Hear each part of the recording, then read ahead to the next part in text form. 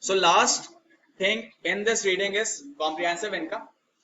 After earnings or after EPS, another component or another supplement to income statement is other comprehensive income. Other comprehensive income includes all those items that impact the equity but do not impact the income. So other comprehensive income is include items that do not come on your income statement but impact the equity or leads to change in equity. This can include derivative gains and losses. This can include unrealized gains and losses. This can include pension fund gains and losses. This can include remeasurement gains and losses.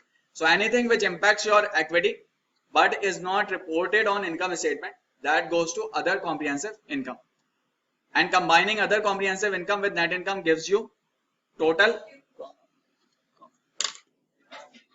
So key types of other comprehensive income can include foreign currency translation adjustment, unrealized gains or losses on derivatives, unrealized holding gains and losses, that is any unrealized gain and loss from any security.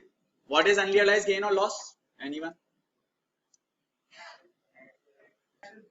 Exactly. So any gain or loss के जो आपने आपके papers पे या books पे तो आ गया है, but that has not been realized. So for example, if I have an asset, अगर मैंने कोई asset खरीदा $100 का और उसकी प्राइस $120 पे चली गई, so that 20% gain is my profit.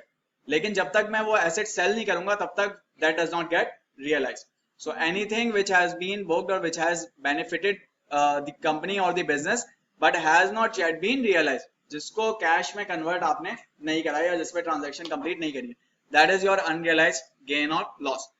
So any unrealized gains or losses on your derivative contracts are reported in other comprehensive income, which then becomes a part of comprehensive income after being added to net income. So this is it